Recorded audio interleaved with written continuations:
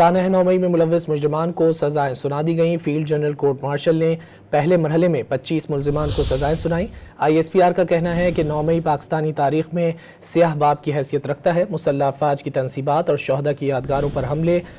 اور ان کی بے حرمتی کی گئی۔ سزائیں شواہد کی جانچ پڑتال اور قانونی تقاضے پورے کرتے ہوئے سنائی گئیں۔ ISPR کے مطابق 9 مئی کو قوم نے سیاسی طور پر بھڑکائے گئے اشتعال انگیز تشدد اور جلاؤ گھراؤ کے افسوسناک واقعات دیکھے۔ نفرت اور جھوٹ پر مبنی ایک پہلے سے چلائے گئے سیاسی بیانیے کی بنیاد پر مسلح افواج کی تنصیبات بشمول شہداء کی یادگاروں پر منظم حملے کیے گئے اور ان کی بے حرمتی کی گئی۔ ISPR کے مطابق پرتشدد واقعات پوری قوم کے لیے ایک شدید صدمہ ہیں۔ کسی کو بھی سیاسی دہشت گردی کے ذریعے اپنی مرضی دوسروں پر مسلط کرنے کی اجازت نہیں دی جا سکتی۔ یوم سیاہ کے بعد تمام شواہد اور واقعات کی باریک بینی سے تفتیش کی گئی۔ ملوث ملزمان کے خلاف ناقابل تردید شواہد اکٹھے کیے گئے۔ اسی حوالے سے بات کر لیتے ہیں، ہمارے ساتھ موجود ہیں بیورو چیف اسلام آباد افتخار شیرازی صاحب۔ افتخار صاحب، آپ سمجھتے ہیں کہ معاملہ اپنے منطقی انجام کو پہنچا ہے، یہی ہونا چاہیے تھا؟ جی دیکھیں، جو اس وقت ہمارے سامنے حقائق ہیں وہ تو یہ بتاتے ہیں کہ اس ملک کے اندر قوانین ہے، گویا کہ آفیشل سیکرٹ ایکٹ، جس میں واضح طور پہ لکھا ہے کہ اگر کوئی سویلینز فوجی یا دفاعی تنصیبات پر کسی قسم کے حملوں میں ملوث پائے جائیں گے تو پھر ان کے معاملات فوجی عدالتوں میں چلیں گے۔ گویا کہ یہ قانون خود فوجیوں کے لیے بھی موجود ہے، گویا کہ وہاں پہ بھی اگر کوئی لوگ اس طرح کے جرم کے مرتکب پائے جاتے ہیں تو ان کے متعلق بھی اسی طرح کی کارروائی آگے بڑھتی ہے۔ تو میں سمجھتا ہوں کہ 9 مئی 2023 کو جو ہوا اس میں تو کوئی شک نہیں ہے کہ اس دن پاکستان بھر میں دفاعی تنصیبات کو اٹیک کیا گیا، کچھ کے باہر مظاہرے کیے گئے، کچھ کے گیٹس کو پھلانگنے کی کوشش کی گئی، اور کور کمانڈر لاہور کا جو آفس ہے، ہاؤس ہے سوری، گویا کہ وہاں پہ تو مظاہرین داخل بھی ہوئے، توڑ پھوڑ کے مناظر پورے پاکستان نے، پوری دنیا نے دیکھے۔ تو اب یہ جو ڈسپیوٹ تھا کہ کیا سویلینز اگر دفاعی تنصیبات پر حملہ آور ہوں تو کیا ان کے معاملات کو فوجی عدالتوں میں چلنا چاہیے کہ نہیں چلنا چاہیے، یہ کوسچن آف لا، خیر ابھی بھی سپریم کورٹ میں اس کا جواب ابھی تک ملنا باقی ہے۔ لیکن اس دوران آپ کو معلوم ہے کہ پہلے مرحلے میں جب یہ پٹیشنز آئی تھی تو روکا گیا تھا فوجی عدالتوں کو، لیکن بعد میں ان سے کہا یہ گیا تھا کہ وہ اپنا کام جاری رکھیں، لیکن فیصلے نہیں سنا سکتی فوجی عدالتیں۔ پھر 13 دسمبر کو جب آئینی بینچ نے اس معاملے کو ٹیک اپ کیا تو جسٹس امین الدین خان صاحب کی سربراہی میں 7 رکنی بینچ نے گویا کہ فوجی عدالتوں سے یہ کہا کہ آپ اگر کارروائی جاری رکھے ہوئے ہیں تو اب آپ فیصلے بھی سنا سکتے ہیں، اور بالخصوص وہ لوگ کہ جن کو کوئی ریلیف مل سکتا ہے ان کی رہائی بھی ہو سکتی ہے۔ تو اسی کانٹیکس میں کورٹ فیلڈ جنرل مارشل نے اپنی کارروائی مکمل کی ہوئی تھی مختلف لوگوں کے خلاف، جن میں پہلے مرحلے میں کوئی 25 لوگ ہیں جن سے متعلق یہ کارروائی مکمل ہو چکی تھی۔ ان کے متعلق ناقابل تردید ٹھوس شواہد جو ہمیں اسٹیٹمنٹ بتا رہی ہے ISPR کی موجود تھے، لہٰذا ان کو تمام جو فیئر ٹرائل کے تقاضے پورے کرنے کے بعد سزائیں سنائی گئی، جس میں 2 سال سے لے کے 10 سال کی قید بامشقت شامل ہے۔ تو میں سمجھتا ہوں کہ پہلے مرحلے میں تو اس مسئلے کو گویا کہ جس کے اوپر بہت بڑا ڈسپیوٹ تھا کہ اگر اتنا بڑا یہ اٹیک ہوا ہے دفاعی تنصیبات پہ تو کیا وجہ ہے کہ عدالتیں معاملات کو آگے نہیں بڑھا رہی، تو کم از کم وہ اعتراض اب ختم ہو چکا ہے۔ تو فوجی عدالتوں نے اپنے اینڈ پہ بہت سارے لوگوں کے خلاف کارروائی مکمل کر لی ہے، اور ساتھ میں جو جس طرح اسٹیٹمنٹ بتا رہی ہے کہ ابھی کچھ اور لوگ بھی ہیں کہ جن سے متعلق معاملات گویا کہ عدالتی آگے بڑھ رہے ہیں، تو آنے والے وقت میں ان سے متعلق بھی کیسوں کو نمٹا دیا جائے گا، تو انہیں بھی سزائیں سنا دی جائیں گی۔ اگر کوئی ملوث نہ پایا گیا اور غلطی سے گرفتار ہوا کسٹڈی میں ہے تو ان کی رہائی بھی ہوگی۔ اور اس دوران جیسے کہ اس آج کی سٹیٹمنٹ میں ISPR کی بتایا گیا کہ کچھ لوگ تو ایسے بھی تھے کہ جن کے مقدمات دہشت گردی کی خصوصی عدالتوں میں چل رہے ہیں یا چل رہے تھے، تو گویا کہ وہ بھی ٹرائل آگے بڑھ رہے ہیں۔ تو بہرحال آپ دیکھیں، اور ظاہر سی بات ہے یہ حتمی عدالت نہیں ہے، جیسے کہ سٹیٹمنٹ بھی بتا رہی ہے کہ ان تمام ملزمان کو جن کو سزائیں سنائی گئی ہیں اب ان کے پاس ایپلیٹ فورمز بھی موجود ہیں، گویا کہ یہاں پہ اس کے بعد ہائی کورٹ ہے، اس کے بعد سپریم کورٹ ہے، ایون کہ جو مرسی پٹیشن ہے آرمی چیف کو وہ بھی کی جا سکتی ہے اگر آخری مرحلے پہ تمام سزائیں برقرار رہتی ہیں۔ تو ان لوگوں کے پاس یہ آپشن بھی ہوگی کہ وہ ایک رحم کی اپیل بھی کر سکتے ہیں، کیونکہ ملٹری کورٹ سے سزائیں ہوئی ہیں تو پھر آرمی چیف کو یہ اپیل کی جا سکتی ہے رحم کی، تو وہ بھی ایک فورم موجود ہے۔ تو بہرحال چیزیں آگے بڑھی ہیں، اب دیکھیں کہ اس کا پولیٹیکل امپیکٹ کیا آتا ہے۔ شیرازی صاحب، جیسا کہ وزیر دفاع خواجہ آصف کا بیان سامنے آیا، انہوں نے کہا کہ جو منصوبہ ساز ہیں ان کو بھی انصاف کے کٹہرے میں آنا ہوگا، اس پر کیا کہیں گے آپ؟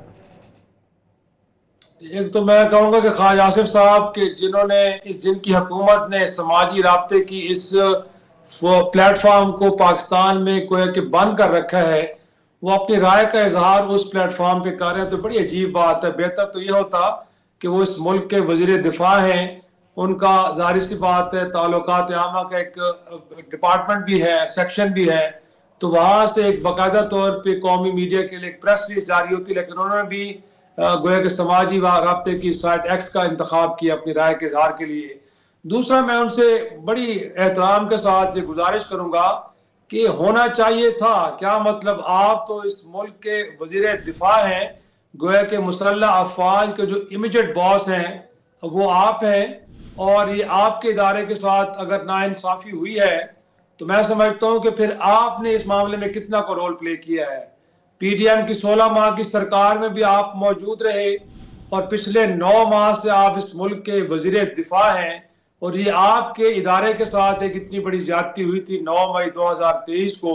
تو آپ بھی ہمیں یہ کہہ رہے ہیں کہ ہونا چاہیے تھا۔ یہ تو آپ کی ذمہ داری بنتی تھی کہ آپ اس ٹرائل کو سپیڈی کرواتے، کیونکہ یہ آپ کے ادارے کے ساتھ ہوا ہے، اس ملک کے ایک اہم ترین ادارے کے ساتھ اتنا بڑا گویا کہ زیادتی ہوئی ہے۔ تو آپ بھی اگر گویا کہ ایکس کے اوپر ایک سٹیٹمنٹ دے کے اپنے کنسرنز کا اظہار کر رہے ہیں تو میں سمجھتا ہوں کہ لوگ اس کو زیادہ اپریشیٹ نہیں کریں گے۔ آپ کو تو عملاً اس سارے پروسیس کے اندر شریک ہونا چاہیے تھا، اور یقینی طور پہ جس طرح آپ کلیم کر رہے ہیں خواجہ آصف صاحب کہ جی منصوبہ ساز، تو اگر منصوبہ سازوں سے متعلق کچھ ٹھوس شواہد موجود ہیں تو آپ پہلے مرحلے میں تو ملٹری کورٹ سے کہیے، کیونکہ آپ امیجیٹ باس ہیں مسلح افواج کے، اور دوسرے مرحلے پہ اگر وہ خصوصی عدالتوں میں منصوبہ سازوں سے متعلق کیسز چل رہے ہیں تو ان کو مخاطب بھی کر سکتے ہیں کہ اس کو فوری طور پہ نمٹایا جائے۔ اور شیرازی صاحب اگر منصوبہ سازوں تک پہنچنا ہے تو تحریک انصاف کا جو ایک دیرینہ مطالبہ رہا ہے کہ جوڈیشل کمیشن بنا دیا جائے، تو بنا دیا جائے وہ بھی؟ میں تو کہوں گا، ہم اس سے پہلے بھی یہی گفتگو کر رہے تھے جب یہ خبر ہمارے سامنے آئی ہے کہ یہ بڑا جائز مطالبہ ہے، اور اس طرح کے مطالبات ماضی میں بھی تسلیم کیے جاتے رہے ہیں اور ان کے لیے گویا کہ کمیشن بنتے رہے ہیں۔ بلکہ آپ کو یاد ہوگا کہ جب 2007 دسمبر میں 27 کو محترمہ بینظیر بھٹو صاحبہ کی شہادت ہوئی تھی تو اس کے بعد پیپلز پارٹی کے کہے بغیر گویا کہ غیر ملکی تحقیقاتی اداروں کو بھی، اسکاٹ لینڈ یارڈ اور یو این تک کو، اس وقت کے جو پریزیڈنٹ جنرل مشرف تھے انہوں نے اس انویسٹیگیشن کے لیے بلایا۔ تو میں سمجھتا ہوں کہ جب اس طرح کے سانحات ہوں تو اس پہ حکومتیں یا حکومتی جو ایجنسیز ہیں وہ صرف گویا کہ اس سے لوگ مطمئن نہیں ہوتے ان کی تحقیقات سے۔ ظاہر سی بات ہے ہر کسی کا یہ مطالبہ ہوتا ہے کہ ایک نیوٹرل فورم، اور یقینی طور پر اس ملک کی عدلیہ سے جڑے لوگ گویا کہ ان کا تعلق کسی سیاسی جماعت سے نہیں ہے، اور وہی بہترین فورم ہے کہ اگر کچھ آنریبل جو اچھی ریپیوٹ کے ججز ہیں وہ لوگ اس سارے معاملے کی بڑی باریک بینی سے چھان بین کر کے اور اس کا کوئی نتیجہ نکالیں کہ کیا 9 مئی 2023 کو جو کچھ ہوا تھا وہ باقاعدہ طور پہ ایک منصوبہ بندی کے ساتھ ہوا تھا یا وہ ایک سپونٹینیس ریاکشن تھا عوام کی جانب سے، کیونکہ عمران خان تو گرفتار ہو کے تو جیل چلے گئے تھے، تو کارکنوں کو پیچھے اگر کوئی ہدایات تھی تو کیسے دی جا رہی تھی؟ گویا کہ اگر آپ نے کانسپریسی کو اسٹیبلش کرنا ہے، کیونکہ آپ کو یاد ہوگا 2013 کے الیکشن سے متعلق اسی طرح کا ایک کمیشن بنا تھا جس میں اس وقت کے اپوزیشن کے رہنما عمران خان صاحب کا یہ خیال تھا کہ جو 13 کا الیکشن ہے وہ ایک منصوبہ بندی کے تحت مسلم لیگ نون کو جتوایا گیا ہے۔ تو کمشنر نے اس کے بعد اس نتیجے پہ پہنچا تھا کہ اگرچہ دھاندلی تو ہوئی ہے لیکن کوئی منظم دھاندلی نہیں تھی، کوئی منصوبہ بندی کے ساتھ ایسا نہیں ہوا، اور اس کمیشن کی رپورٹ کو پھر عمران خان نے بھی تسلیم کیا، حکومت وقت نے بھی تسلیم کیا، ہر کسی نے تسلیم کیا، پھر اس پہ سوال نہیں اٹھے۔ تو میں سمجھتا ہوں کہ 9 مئی کا واقعہ ہو یا پھر 26 نومبر کو جو اسلام آباد میں پی ٹی آئی کے دھرنے کے ساتھ جو کچھ ہوا، یہ ایسے معاملات ہیں کہ اس کے اوپر اگر آپ غیر جانبدار لوگوں سے تحقیقات کروائیں گے تو آپ لوگوں کو, اس سیاسی جماعت کو, متاثرہ فریق کو بھی مطمئن کر پائیں گے, اور ساتھ میں انصاف کے تقاضے بھی پورے ہوں گے,